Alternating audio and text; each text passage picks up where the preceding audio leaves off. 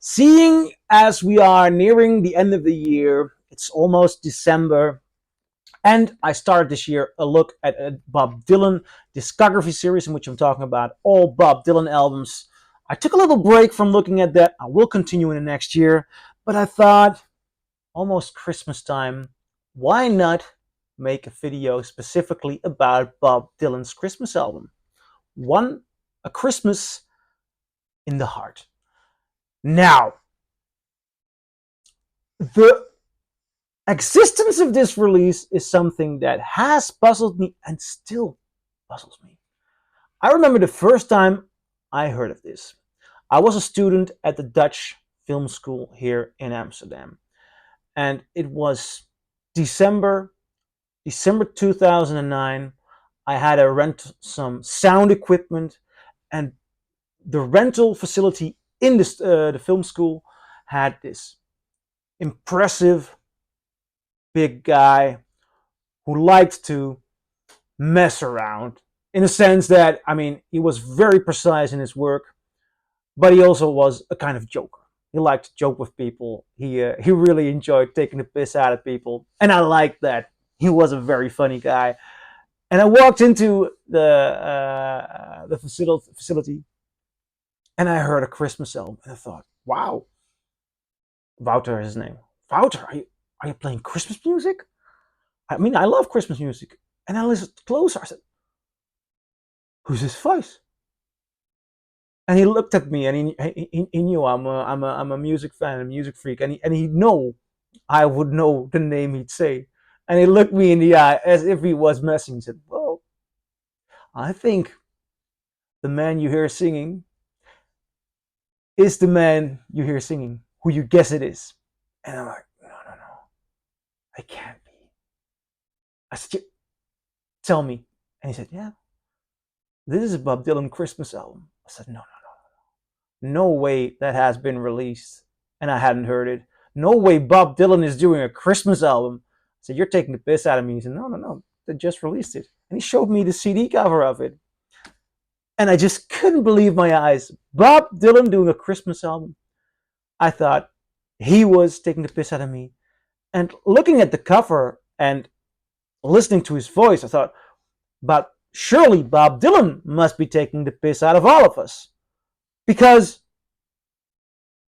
how do I say this politely? I'm a fan of Bob Dylan's voice. But it's not something commonly associated with Christmas. It's not as if he is the Bing Crosby or Frank Sinatra of his time. Even when he did do the Sinatra covers and did do the crooner songs, and I went to that tour, I love that, he made a different, he used a different perspective to make these songs his own. So that was just so peculiar. The thing is, listening to this on your headphones or on vinyl or taking a closer listen, Bob Dylan is not fooling us. He is as sincere as he can be. There was actually a critic or a journalist who asked him a question about that. How do you approach these songs? And he said, you approach them direct, because they are meant direct. You cannot approach these songs in a different way than direct. Sorry, just had to do my Bob Dylan impression. And he's of course right. There is no cynicism involved into these songs, or there is not a potential. You cannot potentially record these songs and not be true to it, because they are about the most deep, heartfelt, warm emotions. How do I say this? Here Comes Santa Claus. You hear a arrangement, a production, and it's done by Bob Dylan himself under the pseudonym of Jack Frost. There are backing vocals, very cheerful backing vocals. There are just happy musicians. There is a happy Bob Dylan singing Here comes Santa Claus, here comes Santa Claus, right down Santa Claus Lane. I mean, you can hear that he's sometimes struggling with the notes. Doesn't matter. I mean, he's fully convinced. And I love that. Do you hear what I hear? Sorry, I, but I love the way that he's doing his absolute best to give you a heartfelt Christmas-like experience. And there's some songs work better than others. And I find it hard to, I'm actually doing a top 25 video of the best Christmas albums ever.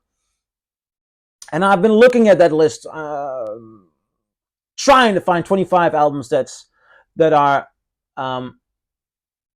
well, not definitely easy to get into, but to give holiday cheer to everyone. And I don't think everyone will find holiday cheer in the voice of Dylan. I just know there's not enough consensus with regard to the voice of Dylan. Though I love it, it's different listening to Dylan than to Sinatra or Dean Martin. He did admit, however, there were people involved in this production who said, yeah, but if we wanted to tackle one of these songs, we were listening to these originals. We were listening to Dean Martin, to Bing Crosby, to Frank Sinatra, and trying to find a way to get it to work. And everything is just cheerful. As a matter of fact, just to keep the astonishing level rising, there's a song here, Must Be Santa. Brilliant song, brilliant performance, love it. There is actually a video clip from 2009 in which Bob Dylan performs this song at house parties. I mean, an actual house party, a Christmas house party, in which he appears and disappears. And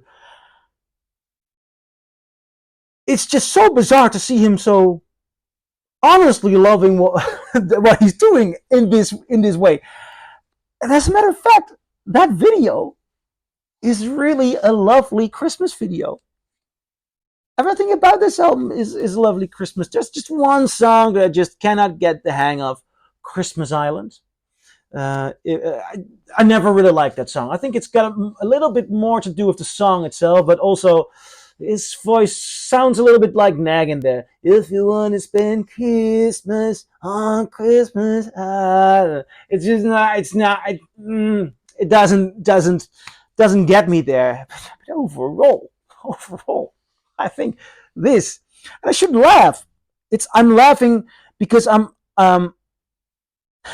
because I didn't see it coming. I'm laughing at my own horrible expectations because Bob Dylan nailed a Christmas album. It's a very good, lovable Christmas album. So I'm curious, what do you think? Do you agree? Do you disagree? Leave a comment below and I'll see you in my next video. Bye.